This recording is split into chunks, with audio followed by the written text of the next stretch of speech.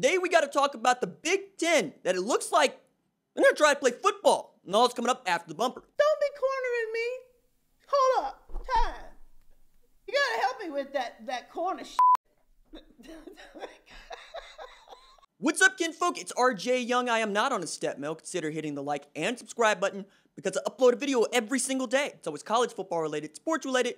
We have a good time. Today, bit of late breaking news here as it looks like the Big Ten is going to try to play football. Pete Thamel, Dennis Dodd, and Bruce Feldman, the heavy hitters of college football insiders, are all reporting 11:30 a.m. Central Standard Time that the Big Ten is going to try to play football. Matter of fact, let me make sure I get this right.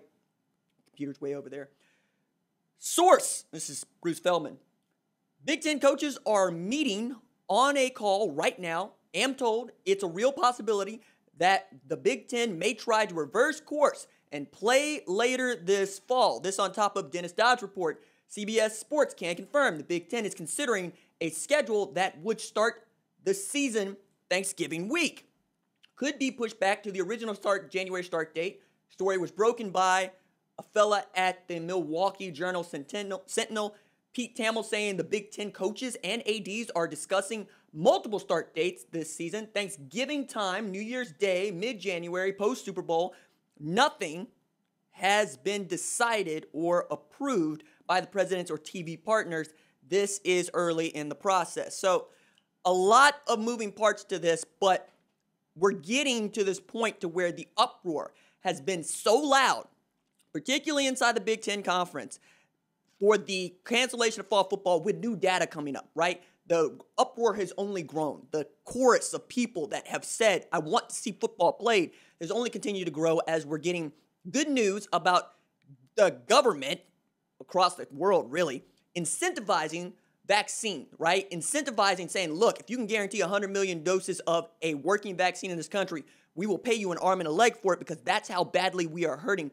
The saliva direct test news coming out a couple of weeks ago, where we could be close to having cheap, simple, quick tests that can tell you whether or not somebody is positive or negative when it comes to the coronavirus, is a game changer for so many, and the NBA led the way on that. In the middle of this social unrest, in the middle of so many players and coaches and really black folks like myself saying enough is enough, we also have a bunch of black folks like myself that want to play football. I talked with Randy Wade, Sean Wade's father at Ohio State, right here on this show, about what he had planned to do, which was travel from Florida to Rosemont, Illinois, to figure out what the hell's going on in the Big Ten office. All the while, Kevin Warren has been steadfast about there will be no revisiting this decision.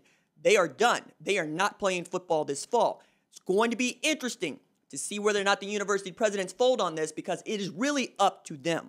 If the 14 university presidents in the Big Ten decide that they want to play football, Kevin Warren is going to have to decide that the Big Ten plays football, and then I believe the TV networks would get on board because they're hurting for money like everybody else, and college football is one of the most bankable products that they have.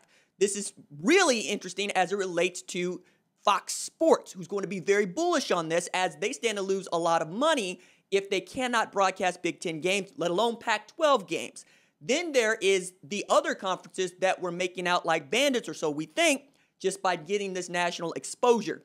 One of the things that I think we need to underscore here is Kevin Warren works at the leisure of the university presidents, which is to say that if they put him out there in front of the firing squad once again to reverse his decision, he's probably going to resign, or at least I would resign, because you can't just keep having me come out here when you want to change your mind based on public opinion. That said, they did make their decision without citing a whole lot of medical data. And as we have gotten varying opinions from doctors from the Mayo Clinic to team doctors at universities, we've had folks that say, I cannot guarantee the safety of these players. And we have had folks that say it's not really that big a deal. We've also had the backdoor bubble created.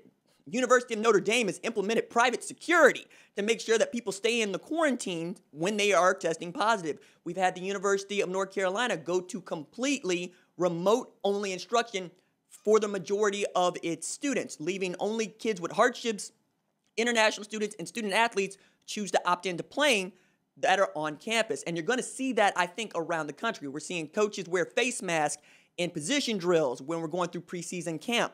Meanwhile, Oklahoma is just a couple weeks from opening its season against Missouri State. And as we are talking right now, University of Central Arkansas is going to open the college football season against Austin Peay in Mobile, Alabama. The Big Ten wants in. I've talked with several Big Ten parents about how much they really want to see their kids play football. I have a litany of Ohio State fans that watch this channel that want to see their team play football. They also are very, very concerned about watching their kids make like Brendan Schooler and decide to grad transfer or transfer away to an SEC, Big 12, or ACC program where they can play right away. Because you're not going to have this other opportunity in the spring that so many might. Like the FCS is going to try, but there's no guarantee that they will get this college football season going in the spring. And if you're the Big Ten, you have a number of top football players that can draw eyeballs to your conference to help with recruiting and raise your television revenue. At the Athletic alone, we're talking about a 50 draft board, a top 50 draft board that has 15 players on it from the Big Ten. That's more than the SEC. That's all talent we wouldn't get to see. Now, Micah Parsons already opted out. Rashad Bateman already opted out. But the more that we see this go on, the more it feels like the Big Ten is going to get left behind, even with somebody trying to make a decision that affects public safety, as opposed to saying we're going to go out here and get this money and we're going to go play some games. We're going to try to win a college football playoff national championship in a year where, quite literally, Ohio State has one of the best football teams in all the country, and I believe is the only threat to Alabama winning, and not just a conference championship, well, not a conference championship, the only threat to Alabama winning a national championship. So I am, like you, am going to be very interested to see how this goes. I'm going to be very interested to see if the Big Ten does decide to kick off its season on Thanksgiving weekend, which would probably be the most ideal part of this schedule for them to kick off, because we are all traditionally watching college football and the NFL during the Thanksgiving weekend. It is a historic weekend as far as rivalries. Ohio State, Michigan has been played then. Oklahoma State has been played then. It used to be Texas and Texas A&M would play then. And you would have so many other interstate rivalries like the Civil War, which they renamed to something else, between Oregon State and Oregon because they didn't want the Confederate imagery to go along with it. But knowing that you're going to lose some of these games, that you've already lost Notre Dame and Wisconsin in Green Bay, that you've already lost Ohio State and Oregon in Eugene, that you've already lost BYU and Michigan State, BYU and Minnesota, that you are slowly ruining the conference in some people's eyes, not in mine, because I think the Big Ten is just going to be back to where it was this time next year. But it is something to keep your eye on and something I'm certainly going to follow. Love talking breaking news here on the RJ Young Show. Download the RJ Young Show podcast wherever you get your podcasts. Upload the live shows there, so if you can't make it to a live show, you can listen there. Though if you're listening during the live show, you probably don't need to download the podcast.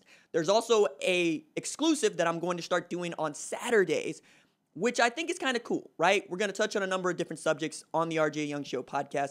Thanks for riding with me on this. Some good news is coming, and some of you might already know what it is. All right, that's it for me. Deuces.